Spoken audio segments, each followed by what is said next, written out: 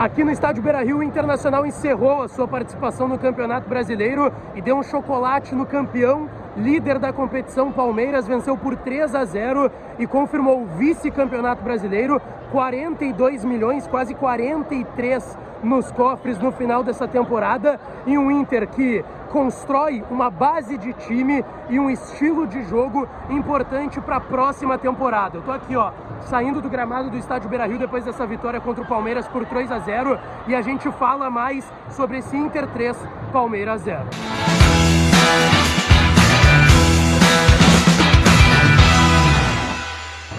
Vamos então, pessoal, falar mais do Internacional por aqui, ó. Eu tô saindo do gramado do estádio Beira-Rio, onde há pouco o Internacional confirmou o vice-campeonato brasileiro, quase 43 milhões de reais nos cofres do Inter, agora no término dessa temporada, e vencendo nada mais, nada menos do que o líder e o campeão Palmeiras, em um Beira-Rio com mais de 30 mil pessoas e que tem alguns destaques pra gente trazer, tá certo? Antes disso, não te esquece, deixa o like nesse vídeo, se inscreve no canal, ativa as notificações, porque a gente tem que falar mais desse jogo, tá? Um jogo que afirma o Inter como um grande candidato a ir em busca dos títulos que vai disputar na próxima temporada. O Inter fez uma baita partida aqui no Beira-Rio, acho que 3-0 talvez não reflita tanto por conta do segundo tempo, mas se a gente for considerar principalmente a primeira etapa, um primeiro tempo em que o Inter vai para cima com muitos problemas, o Johnny não jogou, o Inter teve o Matheus Dias, que teve uma atuação muito importante, um jovem de 21 anos de idade, e que teve uma atuação de gente grande aqui no estádio Beira-Rio, e o Inter teve uma atuação de gente grande aqui no estádio Beira-Rio, para afirmar de fato a qualidade e que tem um extraterrestre no futebol brasileiro, que é o Palmeiras do Abel Ferreira, porque o jogo do Inter foi bom, o jogo do Inter foi muito bom aqui, desde o primeiro tempo, indo para cima do Palmeiras, já abriu no início do jogo, e o Maurício fez um jogaço aqui. O Maurício faz um golaço de perna esquerda nessa goleira aqui, ó, no ângulo do Palmeiras, que é verdade estava um pouco descaracterizado, com os jogadores ficando de fora, já de férias, mas ainda tinha Gustavo Scarpa, tinha Rony, tinha Dudu, tinha Danilo, tinha um time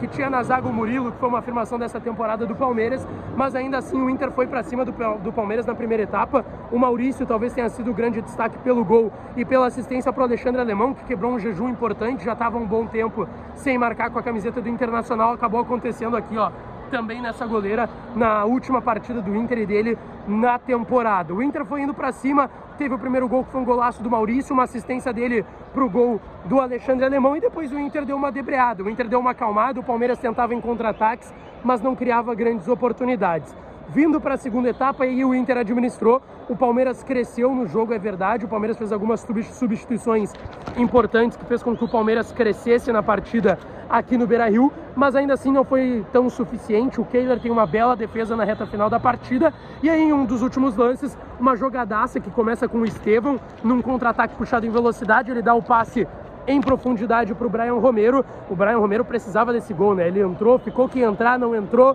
depois entrou na reta final da partida e marcou um golaço de biquinho na saída do goleiro Vinícius do Palmeiras, o Brian Romero, e aí sacramentou esse 3-0, uma atuação importante, uma atuação convincente, contundente de um Inter que vai brigar por títulos no próximo ano. Alguns destaques depois, tá? Aqui no gramado do Beira-Rio, depois dessa vitória do Inter. O Tyson apareceu aqui com o seu filho, Santiago, tem menos de um aninho, foi muito aplaudido. O Alan Patrick também falou sobre um Inter mais maduro para a próxima temporada em busca de títulos em cenário nacional e internacional. O Inter tem Brasileirão, tem Libertadores na próxima temporada, mas a entrevista que eu quero trazer aqui do gramado do Beira-Rio foi a do Tyson, porque o Tyson trouxe algumas questões importantes que ele falou com a televisão já na saída do gramado sobre a sua permanência para a próxima temporada, porque a gente já trouxe essa informação aqui